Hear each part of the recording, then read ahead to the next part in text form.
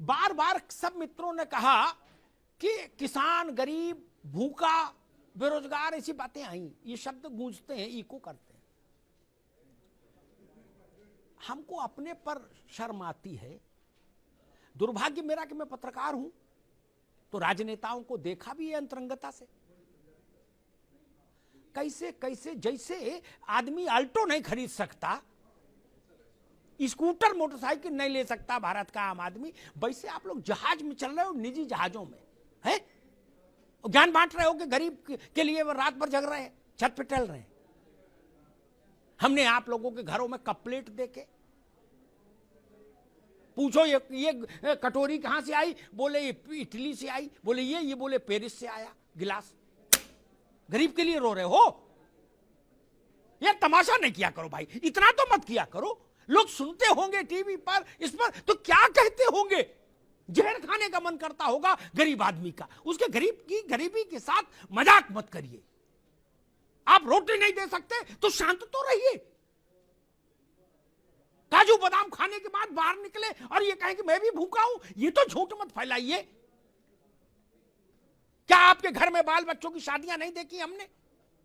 नहीं देखी क्या? आप लोगों ने जितनी नहीं देखोगे, राघवेंद्र ने, कपिश ने, आनंद ने, उतनी मैंने देखी है, विक्रम राव साहब ने देखी है। आपके नेताओं के यहां शादियां, पैसा ऐसे बहते देखा। कानपुर में तो गंगा में भी उतना जोर नहीं है, ये गंगोत्री गंगा समझो, ऐसे पैसा बहते देखा।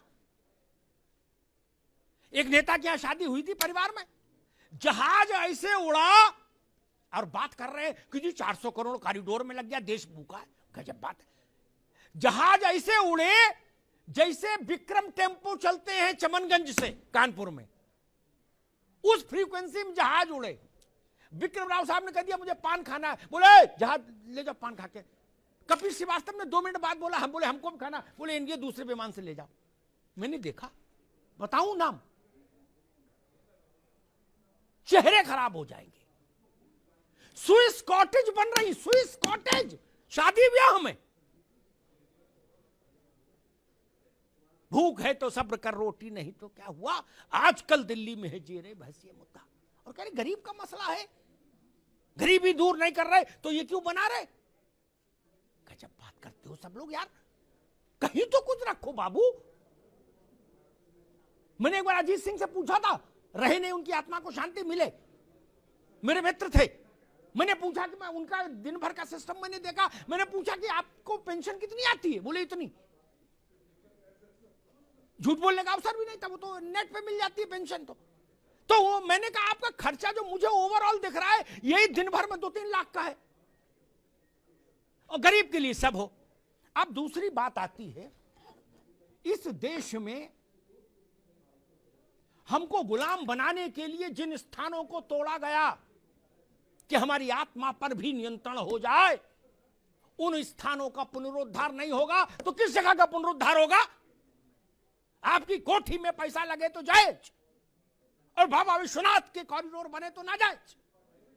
जितना पैसा लगा है ना, बुरा मत मानना, मैं ऐसे सैकड़ों राजनेताओं को जानता, सैकड़ों, जिनके पास इस मूल्य से ज्यादा के इमारतें हैं, जितना कॉरिडोर में लगा है कुल। राव साहब गलत तो नहीं कह रहा? 100 एसी लगे, 100 एसी। इंद्र की सभा लगती है। अरे पशु पक्षी भी विदेशी हैं।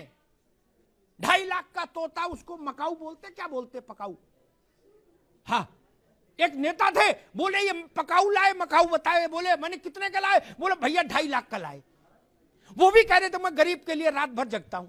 मैंने कहा फिर मकाऊ को कब खिलाते हो जब गरीब के लिए रो रहे हो? 7.5 लाख रुपया का चश्मा। बाबा विश्वनाथ पर सवाल उठाओगे? आप लोगों के पास नैतिक सत्ता नहीं है, नैतिक सत्ता नहीं है आपके पास सवाल उठाने की। भाई आपकी कमाई का कोई साधन नहीं, और आप कपड़ा रोज 3 बार बदल रहे हो, नींबू काट पहन रहे हो, कहां से आता है पैसा?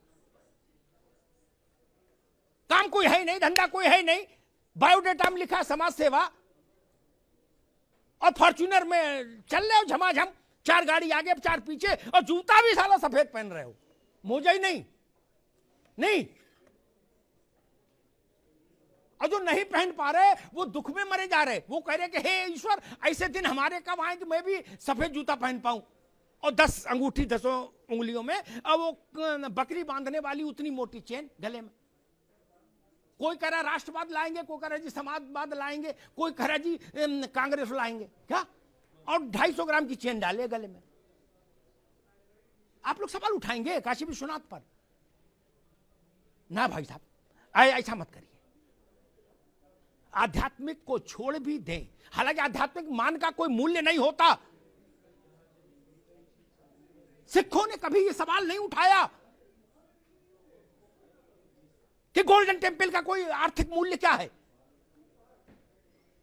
वेटिकन सिटी में पोप की सत्ता क्यों चलती, सवाल ईसाई नहीं उठाते। मक्का और मदीना पर सवाल नहीं उठता। काशी विश्वनाथ पर सवाल उठाने की हिमाकत कैसे हो सकती है? अयोध्या पर सवाल उठाने की हिमाकत कैसे हो सकती है? जब राजनीति नहीं थी, जब पार्टियां नहीं थी, जब नेता नहीं थे, तब इस देश को किसने एक रखा मेरे मित्र? हम लोग तो बाद में आए हैं नेतागिरी करने के लिए।